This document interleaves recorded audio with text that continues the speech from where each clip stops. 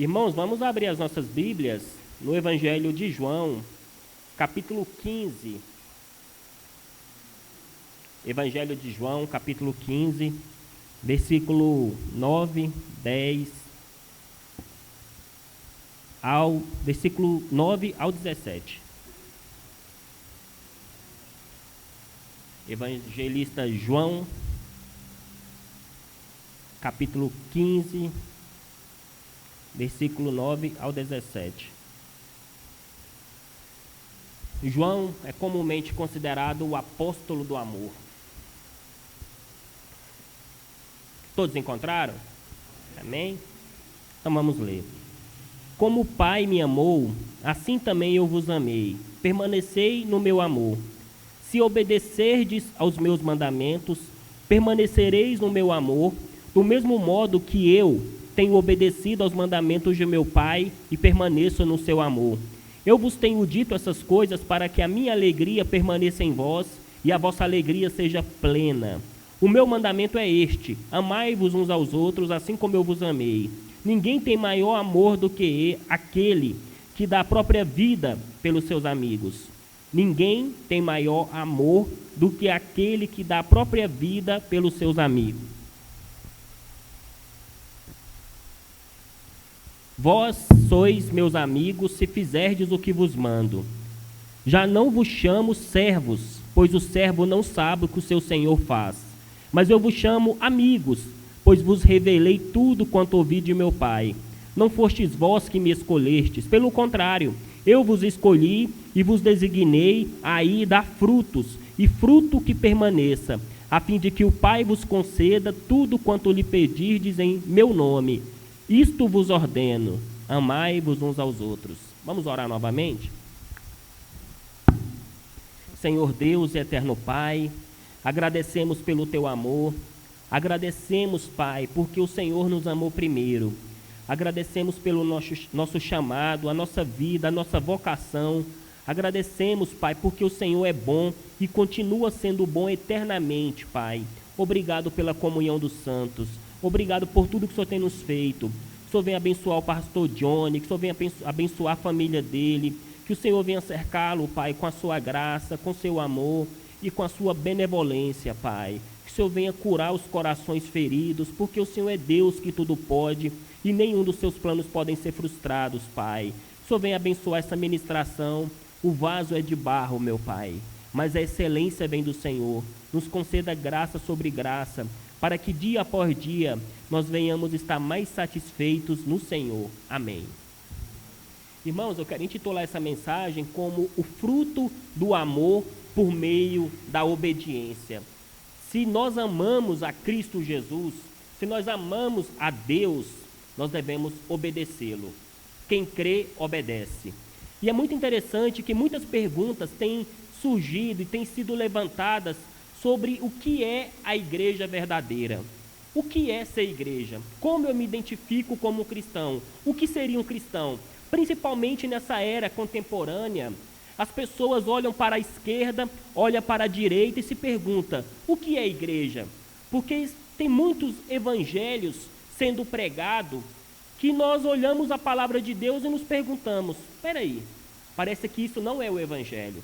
Parece que isso não se coaduna com o que Cristo ensinou. Parece que o que essas pessoas normalmente estão vivendo, ou a vida que eles seguem, não se parece com o preço do discipulado. E dia após dia as pessoas estão perguntando o que é a verdadeira igreja. E Jesus nos responde: eu sou a verdadeira videira.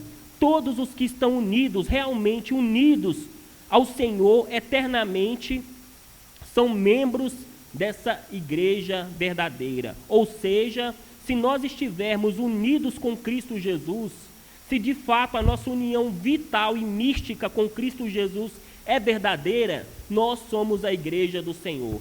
Se Cristo tabernacula em nós, se Cristo vive em nós, nós somos essa igreja verdadeira. Mas a questão é: nós obedecemos de fato e de verdade? Nós amamos Cristo de tal modo que nós colocamos toda a nossa vida empenhada em prol do seu reino, em prol da sua vontade, que a vontade de Cristo seja feita continuamente em nossa vida? Será que essa é a nossa oração de fato? Será que nós nos identificamos como discípulos de Cristo Jesus nessa terra, sendo sal dessa terra e luz desse mundo? Hoje nós temos várias oportunidades de ser bênção na vida das pessoas, de ser de alguma forma luz na vida das pessoas, de alguma forma trazer um pouco de encantamento a esse mundo que falta luz, que falta a alegria, que falta paz. Somente nós, como igreja verdadeira, temos as respostas para os dilemas cotidianos.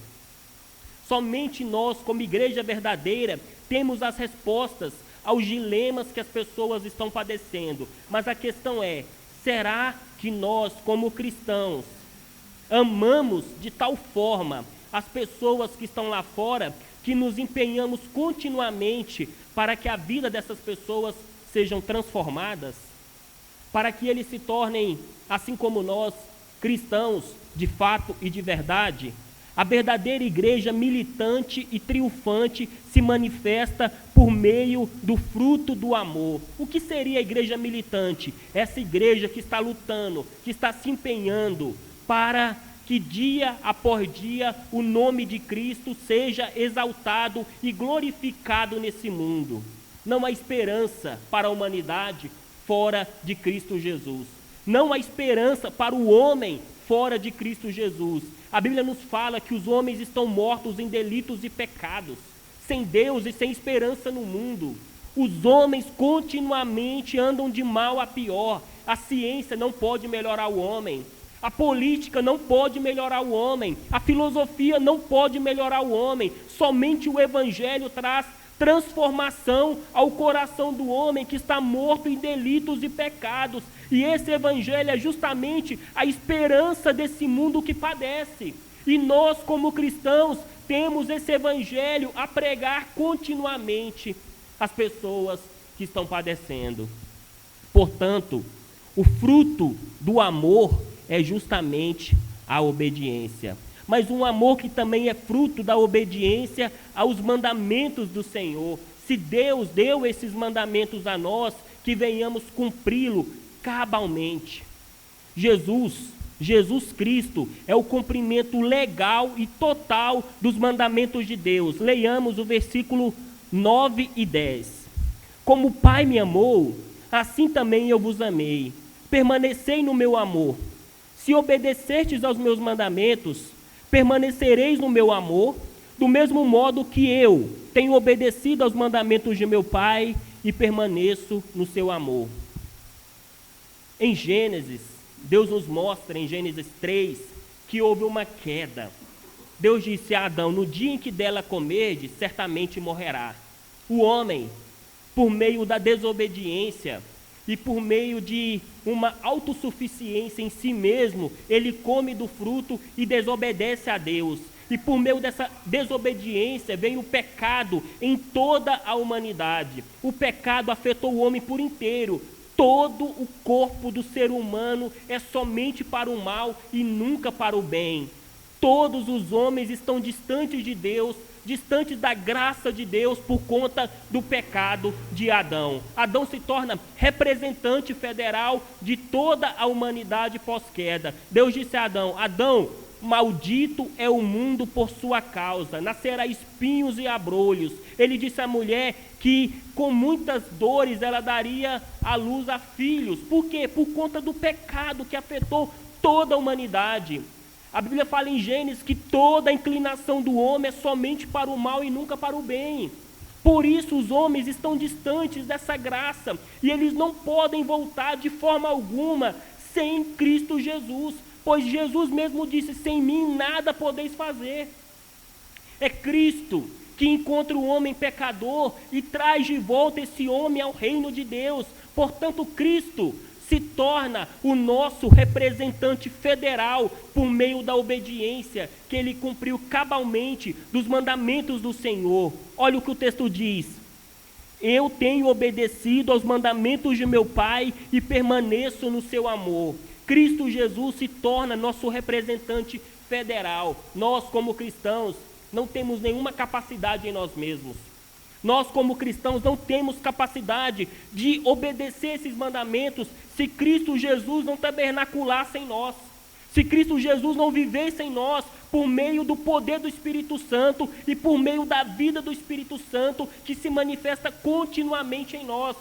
Em Filipenses está escrito: desenvolvei a vossa salvação com temor e tremor, mas é Deus que opera em vós, tanto querer como realizar, segundo a sua boa obra. Cristo Jesus vivendo em nós, Ele faz com que nós desenvolvemos a nossa salvação com temor e tremor, para que o nome de Cristo seja glorificado nessa terra. É a igreja militante, mas também é a igreja triunfante, porque Cristo Jesus venceu, nós também venceremos. Se Cristo Jesus padeceu em nosso lugar, nós estamos aptos também a padecer pelo nome dEle, porque Ele é a nossa paz. Ele é a verdadeira paz desse mundo. Portanto, igreja do Senhor, nós temos esse representante federal que cumpriu todos os mandamentos em nosso lugar. Toda lista de dívida que era contra nós outros, tudo aquilo que era contra a igreja do Senhor, foi rasgada e lançada na cruz, de tal forma que nós não devemos mais nada a Deus, a não ser obediência. Por quê? Porque todos os nossos pecados, presente, passado e futuro, foram apagados por meio da obra acabada de Cristo Jesus na cruz do Calvário. Portanto, Romanos está escrito: nenhuma condenação há para os que estão em Cristo Jesus, para aqueles que não andam segundo a carne, mas segundo o Espírito, porque a lei de vida em Cristo Jesus te livrou da lei do pecado e da morte. A lei de vida em Cristo Jesus nos libertou da lei do pecado e da morte. O que seria essa lei de vida? É o próprio Cristo Jesus cumprindo a lei em nosso favor. Por isso ele disse: não temeis, ó pequenino rebanho, porque foi do agrado de Deus dar o reino a vocês. Um dos nossos problemas como cristãos é uma crise de identidade. Nós não sabemos quem nós somos. Nós não sabemos esse poder que habita em nós. Nós não temos uma compreensão mais aprofundada de o que é de fato ser um cristão. Por que, Júlio César, nós temos essa dificuldade de compreender o que é o cristianismo? E nós, com essa dificuldade, nos entregamos tão pouco ao reino de Deus, nos dedicamos tão pouco a nos empenhar em prol da igreja do Senhor. Olha o exemplo do apóstolo Paulo, aquele homem, sendo um grande pensador, criado aos pés de Gamaliel, conhecendo bastante da filosofia da Grécia Antiga, sendo um grande pensador em todos os níveis que você poderia imaginar, a semelhança de Agostinho, a semelhança de Sócrates, Platão. Esse grande homem disse: tudo que eu tenho, eu considero como esterco, pelo conhecimento de Cristo Jesus, para que de alguma forma eu alcance a ressurreição dos mortos. Todo o currículo daquele homem, ele considerava como esterco pela suficiência de Cristo Jesus e o conhecimento que ele queria ter de Cristo Jesus. Por isso, nós cristãos devemos continuamente empenhar nossa vida no estudo da palavra de Deus, pois Jesus mesmo disse: Pai, santifica-os por meio da verdade, a tua palavra é a verdade. Nós temos esse representante diante de Deus Pai. Naquele grande dia, Ele vai apresentar essa igreja triunfante na glória. A Bíblia fala em Efésios que naquele grande dia Ele vai apresentar essa igreja sem mancha, sem ruga ou coisa semelhante. Porque, como disse um cantor cristão chamado Estênio Márcios, na sua música O tapeceiro de nossas almas está tecendo essa grande tapeçaria. Uma hora ou outra ele usa uma linha escura, uma linha preta, e dói, é angustiante, e às vezes o céu se torna em bronze, e nos perguntamos: por que o sofrimento? Por que a dor? Por que a melancolia? Mas de repente o próprio Deus Passa uma linha verde e vem aquela alegria, aquele regozijo, que faz com que o apóstolo Paulo escreve em Filipenses: regozijai-vos, outra vez digo, regozijai-vos sempre no Senhor, alegrai-vos, alegrai-vos, alegrai-vos. É Deus que está fazendo com que todas as coisas cooperem para o bem daqueles que amam a Deus e foram chamados segundo o seu decreto. Nada em nossas vidas está distante desse representante federal, absolutamente nada. Nada pode acontecer com nós sem ou fora do alcance desse representante federal, que é Cristo Jesus, o nosso irmão mais velho, o nosso pai e o nosso melhor amigo. Por isso nós podemos confiar nossa vida a Ele. Podemos confiar nossa vida a esse representante federal. Se obedecerdes aos meus mandamentos, permanecereis no meu amor. Teve um grande teólogo no século XX, chamado Dietrich Bonhoeffer.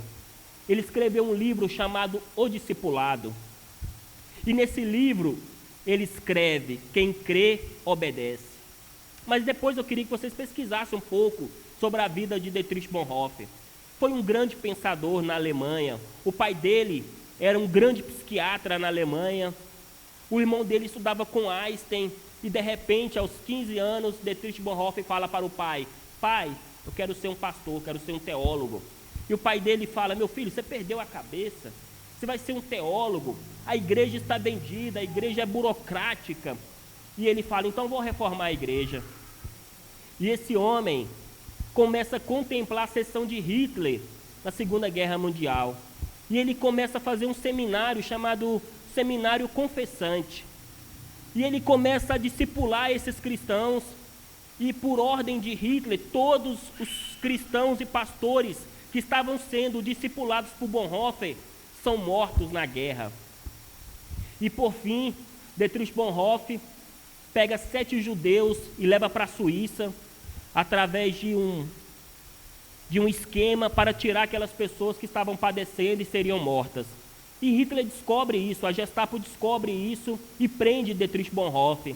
E Dietrich Bonhoeffer na cadeia escreve vários livros na penitenciária. Vários livros, ele conta um pouco da experiência dele e de repente ele fica 8 meses nessa penitenciária e ele é levado a outro local de execução. E o médico que atestava o óbito escreveu nesses termos: eu vi o pastor Dietrich Bonhoeffer subir as escadarias para a forca. Aquele homem calmo, humilde, subiu alguns degraus, fez uma oração, continuou mais alguns degraus, fez outra oração, como uma criança pede algo ao pai. E de repente ele foi para a forca e morreu alguns minutos depois. E o médico escreve: em 50 anos de medicina, eu nunca vi ninguém morrer tão submisso à vontade de Deus igual a esse pastor. O que possibilita tal força?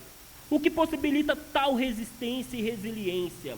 O que possibilita um homem enfrentar os seus algozes com um olhar sereno? O que possibilita o apóstolo Paulo estar preso em Roma, prestes a ser decapitado por ordem do rei Nero, escrevendo uma carta que é comumente considerada como a carta da alegria ou a carta de paz, dizendo que tudo o que ele padeceu era justamente para a progressão do Evangelho, para o sucesso do Evangelho, pois a guarda pretoriana estava ouvindo acerca do Evangelho, e ele escreve para essa igreja se alegrar sempre no Senhor.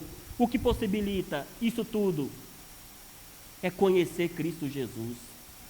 É o conhecimento de Cristo Jesus, é o conhecimento do Evangelho, é saber que essa vida há uma continuidade, que deve haver uma continuidade eterna de alegria, de gozo, que a nossa mente humana não consegue captar, de tal forma que o apóstolo Paulo escreveu que foi ao terceiro céu e viu coisas inefáveis, que não pode ser descrito em linguagem humana, que ele não poderia nem falar.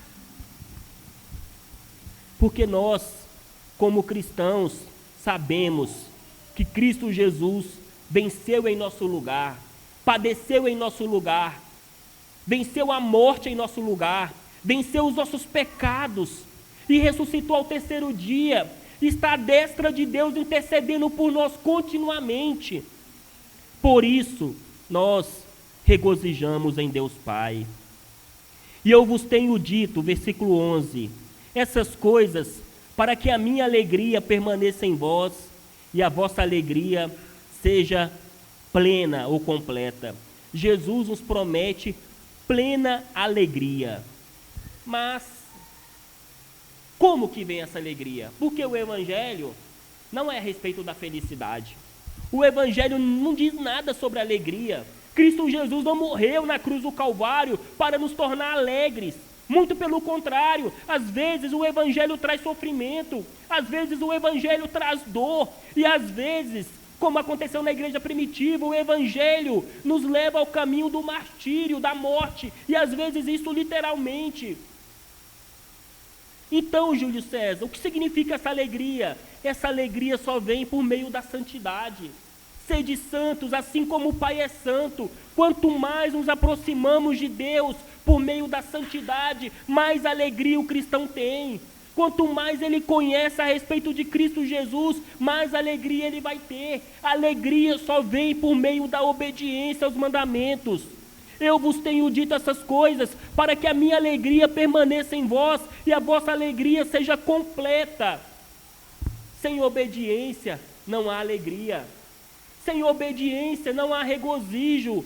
Sem obediência aos mandamentos do Senhor não pode haver alegria, porque no meio do pecado só há sofrimento, só há miséria e só há dor, e uma dor contínua.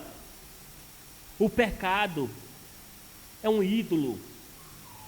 Sempre ele se manifesta por meio de ídolos. E como se manifestam os ídolos, Júlio César?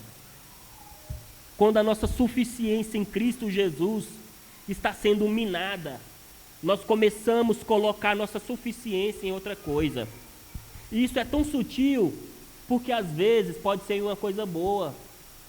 Imagina, faz um exercício de imaginação comigo. Imagina alguma coisa ou alguma pessoa, se fosse tirado de você, você não suportaria. Imagina algo que, se fosse tirado, arrancado das suas mãos, você não suportaria. E toda a alegria que você tem seria arrancada do seu coração com isso. Isso poderia ser um ídolo, ou pode ser um ídolo. Tudo aquilo que depositamos, todo o sentido da nossa vida em algo que é terreno, algo que sucumbe, algo que é transitório, tendem a se tornar um ídolo. E os ídolos são insaciáveis, sempre eles querem mais. Júlio César, eu não poderia imaginar minha vida sem minha esposa. Eu não poderia imaginar minha vida sem os meus filhos. É algo maravilhoso, a família, é um projeto de Deus. Eu amo a minha esposa, amo os meus filhos, mas eu sei que isso foi colocado por Deus na minha vida como mordomo. Eu não governo nem 1 milímetro das circunstâncias externas. A qualquer momento pode vir uma doença terminal. A qualquer momento tudo que está sob os nossos pés pode sucumbir. Por isso, a suficiência do cristão deve estar em Cristo Jesus. Por quê? Porque Ele é eterno. Ele é sempre eterno. Ele não pode sucumbir por meio das circunstâncias. Ele não é transitório como as coisas terrenas, não. E porque Ele nos dá essa alegria, e essa alegria só vem por meio da obediência aos mandamentos do Senhor. Toda esperança em algo externo de Cristo Jesus pode ser uma bolha de sabão. E como seria essa bolha de sabão, Júlio César? Ela é linda. Quando você contempla uma bolha de sabão, parece algo esplêndido, aquilo brilhando. Mas quando você coloca o dedo, o que acontece? Ela explode. Porque não é sólido, não tem firmeza ali. E tudo no mundo, fora de Cristo Jesus, é como uma bolha de sabão. Tudo no mundo, fora de Cristo Jesus, é como uma grande e enorme bolha de sabão. Não há nada que seja sólido fora de Cristo Jesus. A história está aí para demonstrar isso. Contemplai os homens no século XVI, dizendo que a natureza humana, os homens precisavam de conhecimento, de ciência, e começaram a estudar os grandes enciclopedistas, aqueles grandes filósofos, e falavam, não, agora o ser humano vai para frente, agora a humanidade vai melhorar. E nós sabemos o que aconteceu no século XX. Primeira Guerra Mundial, 1914 a 1918. Milhões e milhões de pessoas morreram. E logo após alguém disse, não, essa guerra vai ser para colocar fim às guerras. E no mesmo século XX, a Segunda Guerra Mundial, 1939 a 1945. Milhões e milhões de pessoas sendo mortas, 6 milhões de judeus. O homem, ele não pode melhorar por meio da ciência, da educação, absolutamente não. O homem, ele só pode melhorar se ele nascer de novo. Como Deus disse a Nicodemos, você precisa nascer de novo. E o homem, ele precisa desse novo nascimento, para que ele venha receber essa alegria e essa paz que excede todo entendimento. Versículo 12 e 13. O meu mandamento é este: amai-vos uns aos outros, assim como eu vos amei. Ninguém tem maior amor do que aquele que dá a própria vida pelos seus amigos. Jesus se torna o nosso exemplo máximo e perfeito do verdadeiro amor. O meu mandamento é este: amai-vos uns aos outros, assim como eu vos amei. Ninguém tem maior amor do que aquele que dá a própria vida pelos seus amigos. Jesus Cristo deixou o seu trono de glória, a sua coroa de glória, e colocou uma coroa de espinhos. Foi vilipendiado, maltratado, cuspido, rejeitado pelos seus, por amor a nós outros, por amor à igreja, por amor ao seu povo. E ele disse, e vocês seguem o meu exemplo, amai-vos uns aos outros, amai uns aos outros. Mas é tão difícil amar, é tão difícil tirar do meu bel prazer para colocar na vida do outro. Por que os casais estão padecendo e tanto divórcio no meio do povo cristão? Justamente por falta de amor. E esse era o problema dos filipenses. Por isso que o apóstolo Paulo escreveu, nada façais por partidarismo ou vanglória, mas por humildade, considerando uns aos outros superiores a si mesmos. Nada façais por partidarismo ou vanglória. E o mesmo Paulo escreve que o marido deve amar a esposa, assim como Cristo amou a igreja e se entregou por ela. Por que essa falta de amor em nosso meio, se nós temos esse grande exemplo diante de nossos olhos? Se nós temos a cruz diante de nossos olhos, como nós podemos não amar de forma abnegada? Como nós não podemos sofrer por aqueles que estão sofrendo, se nós contemplamos a cruz e o nosso Senhor morto naquela cruz por amor a nós? Por que falta tanto amor no meio do povo de Deus? Richard Baxter, um grande teólogo puritano, disse que somente o cristão tem lágrimas para derramar até pelos seus inimigos. Somente nós temos lágrimas para derramar pelo mundo que sofre, pelo mundo que padece. Somente nós, cristãos, temos lágrimas para derramar pela humanidade morta em delitos e pecados. Por que, Júlio César? Porque eles não têm a consciência que nós temos. Eles não têm a Bíblia encarnada no coração deles como nós temos. Eles não têm Cristo tabernaculando no coração dele como nós temos. E na verdade eles não têm nada como nós temos, porque nós temos esse amor vivendo em nós continuamente e nos constrangendo continuamente a melhorar nossa vida diante dele por meio da santificação e por meio da obediência aos mandamentos, porque o fruto do amor só vem por meio da obediência. Jesus se torna o nosso exemplo máximo e perfeito do verdadeiro amor. Ninguém tem maior amor do que aquele que dá a própria vida pelos seus amigos. Eu tenho quase certeza que você poderia dar a vida pela sua esposa, se você for um homem bem ordenado. Eu tenho quase certeza que você, mulher, daria a vida pelos seus filhos, se você for uma mulher bem ordenada. Porque são seus. Talvez você daria a vida também pelos seus amigos próximos, pelos seus entes queridos. Mas a Bíblia fala em Romanos que Cristo Jesus deu a vida por nós quando nós ainda éramos pecadores. Ele deu a vida pelos inimigos da cruz. Ele deu a vida quando nós ainda estávamos mortos em delitos e pecados. Ele deu a vida por nós quando ainda éramos inimigos. E por meio daquela cruz Ele trouxe a reconciliação e nos fez amigos. Por isso nos versículos posteriores vamos ler: eu não vos chamo mais servos, eu vos chamo de amigos, porque os amigos sabem o que o seu Senhor faz. Nós somos amigos, mas nós não éramos amigos. Naquele tempo, nós não éramos amigos. Estávamos longe da comunidade de Israel, longe das promessas do Senhor, afastados como cães, como gentios. Estávamos distantes de tudo que o povo de Israel tinha. Mas por meio do sangue de Cristo, Ele nos reconciliou.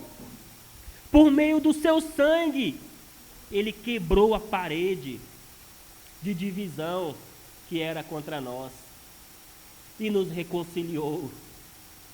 E nos reconciliou para sempre, para sempre, para todo sempre. Por isso o apóstolo Paulo disse: o que nos separará do amor de Deus será fome, peste, tribulação ou espada. Nada pode nos separar do amor de Deus que está em Cristo Jesus. Não é o seu amor por Ele, não é as suas obras que você faz, absolutamente não. É o que Ele fez na cruz do Calvário por você e por nós. Deus estava em Cristo, reconciliando consigo o mundo e não imputando aos homens os seus pecados. Deus estava em Cristo, reconciliando consigo o mundo e não imputando aos homens os seus pecados.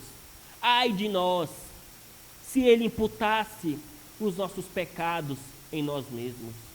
Se Ele imputasse os nossos pecados em nós mesmos, não havia esperança para absolutamente ninguém.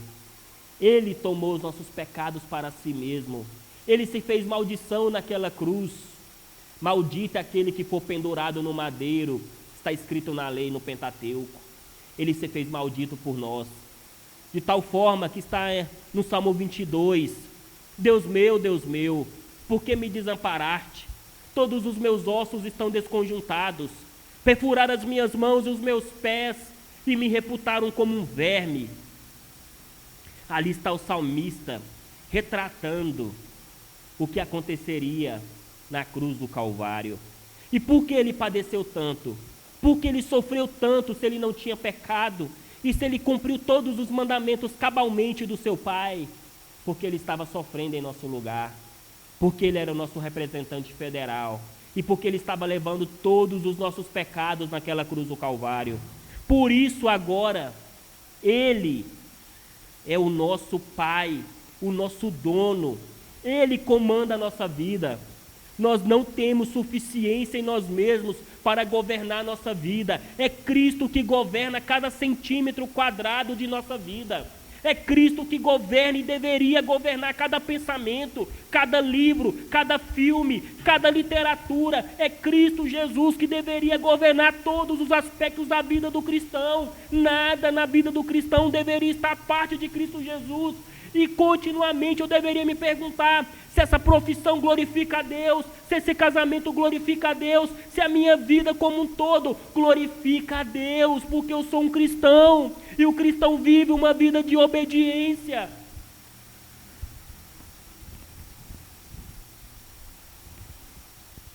Versículo 14 e 15. Vós sois meus amigos, se fizerdes o que vos mando. Já não vos chamo servo, pois o servo não sabe o que o seu senhor faz, mas eu vos chamo amigos, pois vos revelei tudo quanto ouvi de meu Pai. Jesus nos promete que seremos seus amigos, se por causa da obediência aos seus mandamentos, Ele nos fala que nós seremos os seus amigos se nós obedecermos os seus mandamentos, porque ele revelou tudo acerca do Pai. Alguém perguntou para Jesus: Jesus, por que o Senhor fala por meio de parábolas? E ele disse: a vós é dado conhecer o reino de Deus, os mistérios do reino de Deus, e a eles não, porque ele estava revelando tudo aos seus discípulos. Certa feita, Jesus se exultou em espírito e disse: Pai, eu te dou graças, porque ocultaste essas coisas dos sábios e instruídos, e a revelastes aos pequeninos, porque assim foi do seu agrado. Ocultaste essas coisas aos sábios e instruídos, e revelaste a Maria, ao João, ao Júlio, ao Johnny, à igreja do Senhor. Quem éramos nós antes de Cristo Jesus? Quem éramos nós antes de Cristo Jesus nos alcançar?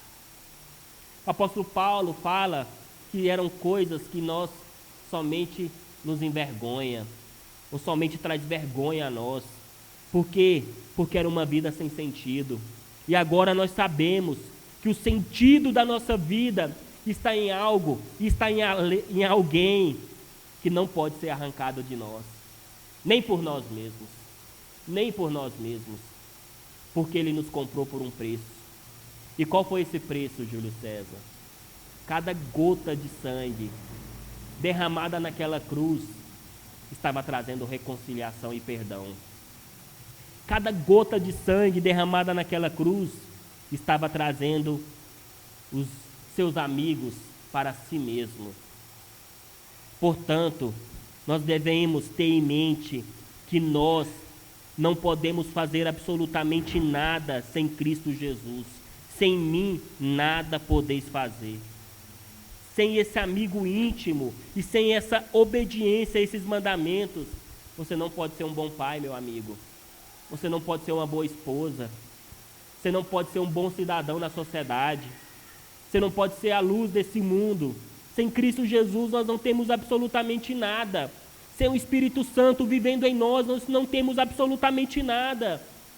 É um emaranhado de moralismo. É um emaranhado de elucubrações da nossa cabeça. Sem Cristo Jesus, nós não podemos, de forma alguma, triunfar. E muitas das nossas decisões que nós tomamos, Cristo Jesus não está nela. Será que perguntamos: Senhor, qual é a sua vontade em relação a esse curso? Senhor, qual é a sua vontade em relação à minha família? Senhor, qual é a sua vontade em relação a essa criança que vai nascer? Será que o Senhor quer que ela seja um missionário, um teólogo, um pastor? Mas sempre o desejo do nosso coração é que os nossos filhos sejam bons médicos, advogados, talvez juízes. Mas será que nós poderíamos, à semelhança de Ana, oferecer o seu filho ao altar do Senhor, para servir ao Senhor, em obediência ao Senhor? Quantos seminaristas nós temos dentro do seminário? Pouquíssimos, pouquíssimos, porque nós, infelizmente, criamos os nossos filhos para o sucesso diante do mundo, mas nós não criamos os nossos filhos para ser a edificação da igreja, para serem pastores, teólogos.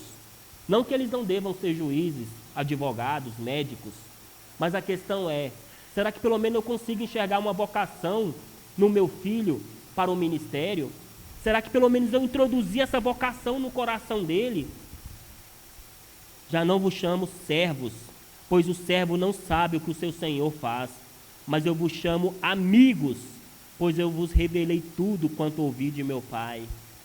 E o nosso papel como cristão é levar esse ide. Se Deus revelou para nós, nós devemos de alguma forma revelar para o mundo. Ide fazer discípulos de todas as pessoas, ensinando a guardar todas as coisas que eu vos tenho mandado.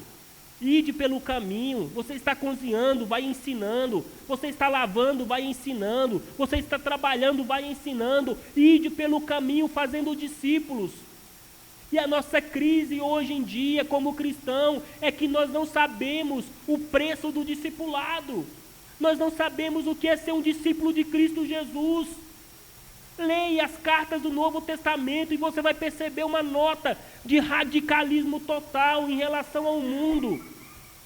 E uma nota de obediência total em relação aos mandamentos do Senhor. Aqueles discípulos estavam dispostos a perder tudo, entre aspas, para ganhar mais em relação a Cristo Jesus. De tal forma, quando o apóstolo Paulo está terminando a carreira, ele disse: combati o bom combate, terminei a carreira e guardei a fé. Desde agora a coroa da justiça me está guardada, ao qual o Senhor justo juiz me dará naquele dia, e não somente a mim, mas também a todos que amarem a sua vinda. E não somente a mim, mas também a todos que amarem a sua vinda. Porque aqueles que não amam a Cristo sejam anátema, ou seja, distantes, amaldiçoados, porque não ama a Cristo. Versículos 16 e 17. Não foste vós que me escolhestes, pelo contrário, eu vos escolhi e vos designei a ir e dar fruto, e fruto que permaneça, a fim de que o Pai vos conceda tudo quanto lhe pedirdes em meu nome. Isto vos ordeno, amai-vos uns aos outros. Jesus nos escolheu para darmos frutos em um mundo de pecado. Cristo Jesus nos escolheu para dar frutos e frutos que permaneça. Meus irmãos, esse mundo, ele não pode ser uma céldama enquanto nós estamos vivendo aqui. Esse mundo não pode ser um campo de sangue. Enquanto os cristãos estiverem nesse mundo, nós devemos de alguma forma influenciar esse mundo através dos nossos frutos. Como, Júlio César? Em seu pequeno mundo, faça algo que possa ser proveitoso para o seu próximo. O que você tem de dons e talentos, coloca na vida do seu próximo. O cristão não pode viver uma vida de individualidade. O cristão foi chamado para viver em comunidade, e essa comunidade tem que ser mais e mais abrangente. Teve uma época, no século XVII, que era a época dos puritanos, e os puritanos influenciaram de tal forma a Inglaterra que não havia um mendigo nas ruas. Não havia nenhum mendigo nas ruas. Eles pegavam e colocavam para estudar, discipulavam. Eles fundaram a faculdade de Harvard, porque eles entenderam que os cristãos deveriam se empenhar cada vez mais nos estudos, na leitura das Sagradas Escrituras, entender as Sagradas Escrituras. Nós fomos escolhidos antes dos tempos eternos. A Bíblia fala que Deus nos escolheu quando nós estávamos distantes, separados, mortos em delitos e pecados. O Cordeiro de Deus foi morto antes da fundação do mundo. Deus olhou a eternidade, nos viu e nos chamou para o seu reino antes dos tempos eternos. Ele nos elegeu nele, em Cristo Jesus, antes dos tempos eternos. Ele nos elegeu em Cristo Jesus antes dos tempos eternos. Por isso ele fala: eu quero que vocês dão frutos e frutos que permaneçam, porque vai haver uma continuidade nessa terra. A nova Jerusalém descerá do céu ataviada como noiva para essa terra. A Bíblia fala em Romanos que a natureza geme e aspira pela revelação dos filhos de Deus, para que ela venha ser libertada do seu cativeiro. Então os frutos que nós vamos dar nessa terra, vai haver uma continuidade. Porque muitas pessoas pensam que esse mundo vai pegar fogo e vai ser destruído. Quando Pedro fala que os elementos serão abrasados, não é para destruição, é para purificação.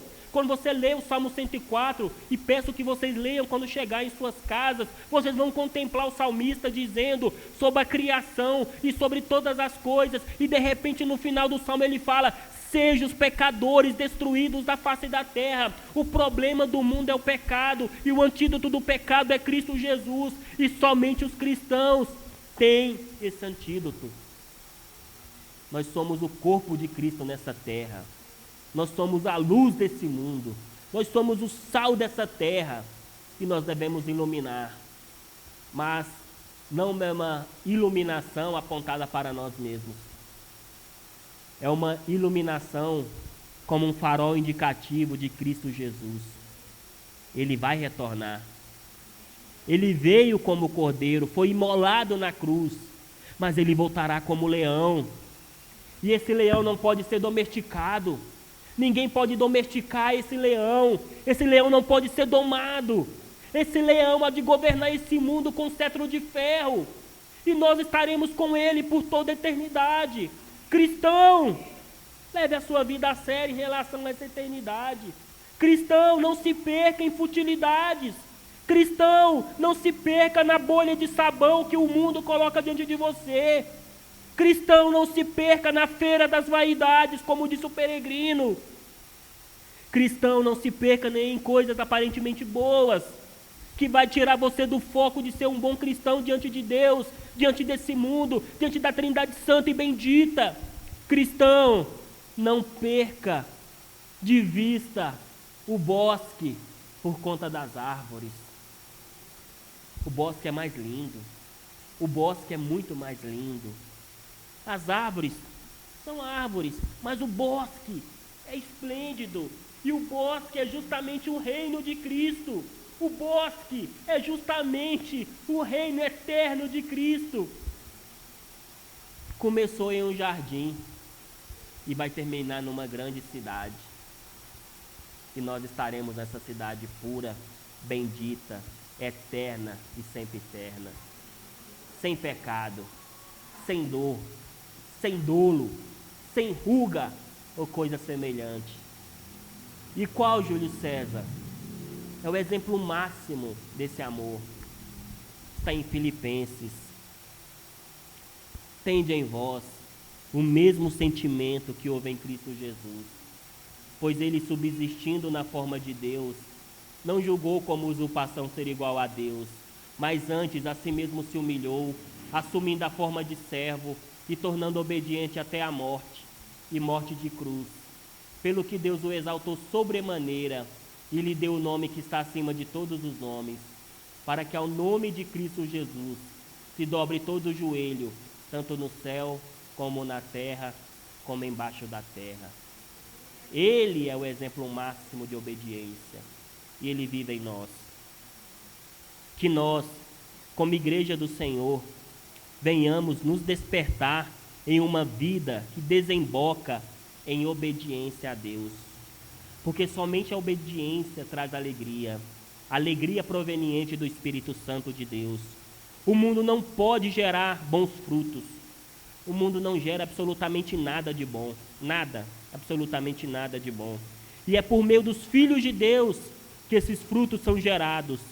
E a humanidade tem um pouco de paz e harmonia em suas relações. A humanidade só pode ter harmonia e um pouco de paz quando nós começarmos a entender o que é ser igreja de fato e de verdade.